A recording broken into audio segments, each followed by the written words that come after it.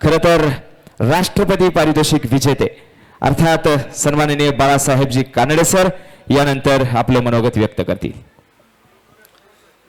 राम राम मंडळी.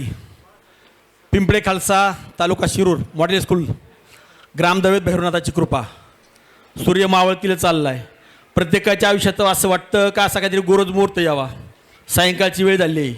आदरणीय राज्यकर्ते मंडळी या ठिकाणी बोलून प्रवासाला पुढच्या दृष्टीने गेले आहेत.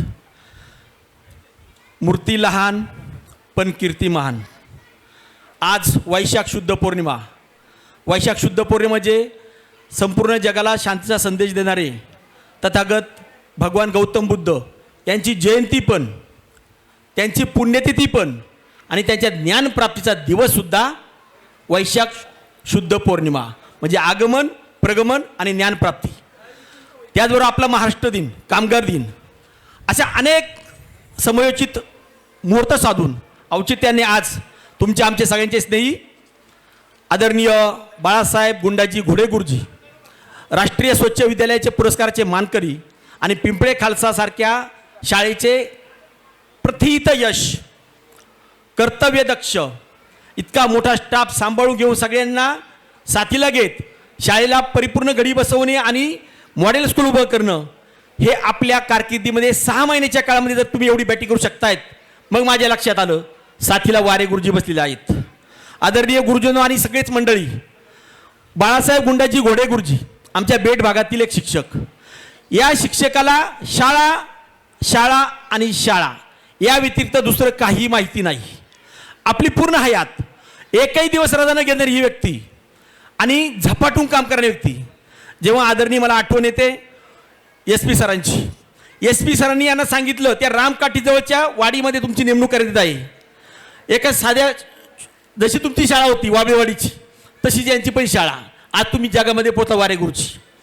योगायोगाने तुमचं आमचं नातं काही मला माहीत नाही, पण तुम्ही आम्ही पूर्वजन्मीचे काहीतरी निश्चितच चांगल्या विचाराने काम करणारे भाऊ असू सोमनाथजी.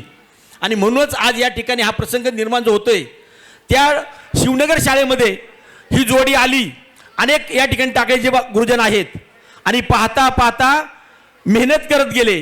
शेत नांगरलं गेलं, योग्य प्रकारे पेरणी झाली, खतपाणी झालं आणि तिथं समृद्धीची बाग उभी राहिली.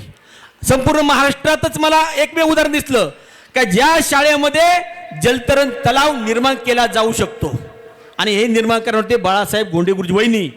तुमच्या गावातील ही व्यक्ती दिसायला लहान पण खऱ्याच अर्थाने कर्तव्यदक्ष अति स्पष्ट वक्तेपणा. साने गुरुजी कथावाणीचे जिल्ह्याचे कार्याध्यक्ष आहेत. वाणी इतकी निर्मळ आणि परिपूर्ण अभ्यास.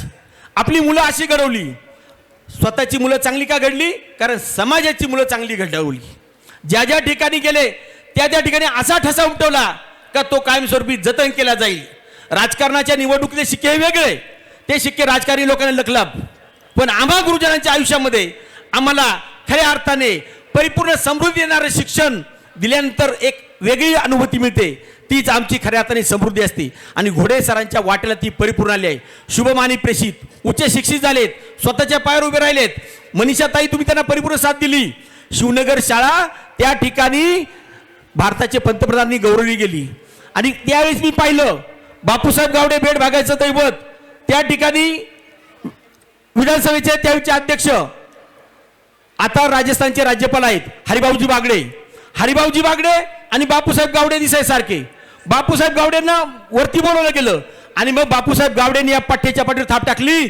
अरे मी इतके दिवस राजकारण करतो, शिक्षकामुळे माझं राजकारण घडलं. आप्पा तुम्ही बोलला मागाशी वाळुंज गुरुजीविषयी किंवा भुजबळ गुरुजीविषयी, पण खऱ्या अर्थाने एका गुरुजीमुळं मला हा मान मिळाला. माझी राजकारणाची कारकीर्द यशस्वी झालीच पण गुरुजींनी दिल्या साथीमुळं मी खऱ्या अर्थाने मोठा घडलो. बाळासाहेब घोडे गुरुजी म्हणजे एक असं रत्न आहे का हे रत्न म्हणजे जाईल तेथे पाणी काढणार आहे. शिवनगरची शाळा तर घडवलीच, विद्यार्थी शिष्यवृत्तीला आले आणि आज पिंपळे खालसा शाळेचा इयत्ता 4थीचा, इयत्ता 7वीचा, 5वीचा शिष्यवृत्तीचा जेव्हा निकाल लागेल मला खात्री आहे त्या गुरुजनांची आणि घोडे गुरुजींनी त्यांना त्या ठिकाणी केले मार्गदर्शनाची. ग्रामदैवत भैरवनाथाच्या साथीने इथल्या गावकऱ्यांनी त्यांना साथ दिली. तुम्ही परिपूर्ण त्यांच्या पाठीशी उभे राहिलात.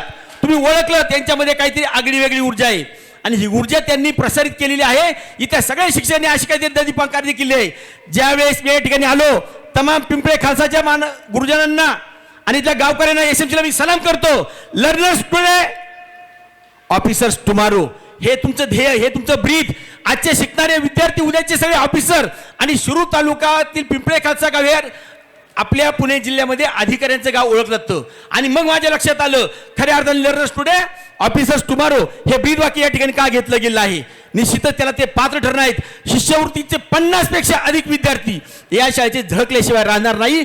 खऱ्या अर्थाने हा एक आगळा वेगळा आनंद. घोडे गुरुजी इथले तुम्ही 100 माफ करा, अरे वा, मी समाधानी झालो. पुन्हा एकदा या शाळेमध्ये सत्कार राहील. वारे गुरुजी सोमा तुम्हाला यावं लागल, कारण या ठिकाणी आमचे कराळे गुरुजी आहेत, रमेश तांबे सर आहेत, चांगले प्रोफेसर आहेत, संतोष थोरात सर आहेत, नवनाथ शिलकर सर आहेत. आम्हाला सगळ्यांना अभिमान आहे.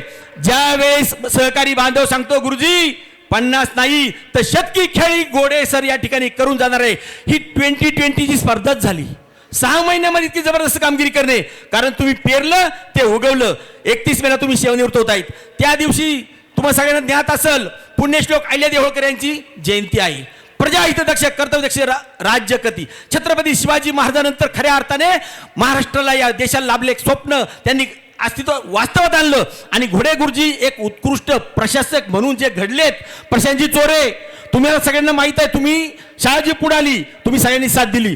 उत्कृष्ट प्रशासक म्हणून त्यांनी या ठिकाणी उत्तम कामगिरी पार पाडली आहे. शिवनगरमध्ये पार पाडली असेल, सरळवाडीमध्ये पार पाडली असेल आणि आमचे सगळ्यांचे ते मार्गदर्शक राहिले आहेत. आणि म्हणून आदरणीय घोडे गुरुजी 31 मेला सेवानिवृत्त होत आहेत. पण आज तुम्ही जे औचित्य साधलंय, बुद्ध जयंतीचा असेल, वैशाख पौर्णिमा, महाराष्ट्र दिनाचा असेल, कामगिरीचा असेल, खऱ्या अर्थानं तुमच्या आमच्या जीवनामध्ये असा प्रसंग यावा असं प्रत्येकाला वाटतं. पण मी केलेली मेहनत, मी घेतलेले निर्णय हे समाजाभिमुख असतील तर खऱ्या अर्थाने त्या ठिकाणी समाज तुमच्या कार्याची दखल घेतल्याशिवाय राहत नाही. भविष्य काळामध्ये तुम्ही राजकारणात जायचंच नाही, आपल्याला राजकारण करायचं नाही, आपल्या समाजकारण करायचे, या देशाच्या आदर्श नागरिकांसाठी लढायचे. या शाळेमध्ये मला महात्मा फुलेंची पगडी दिसते, बाबासाहेब आंबेडकरांची लेखणी दिसते. सावित्रीबाई फुले एका ठिकाणी म्हणतात, शेती जे करी ती विद्या संपादती, तया ज्ञानवंती कृपा करी. आणि हे ज्ञानवंतीचे कृपाचे आशीर्वाद लाभलेले तुम्ही ज्या ज्या ठिकाणी जाईल तुम्ही असं आगळं वेगळं दिव्य निर्माण केलंय. आज जालिंदर नगर आज कोणाला माहित नाही, संपूर्ण जगामध्ये झळकली. आणि म्हणून एका ठिकाणी हे त्रिमूर्ती जेव्हा शोभून दिसतात, मला आनंद आहे, मला अभिमान आहे. तुम्ही असेच हसतमुख राहा, असेच आनंदी राहा. जीवनामध्ये समृद्धी पुरेपूर आहे.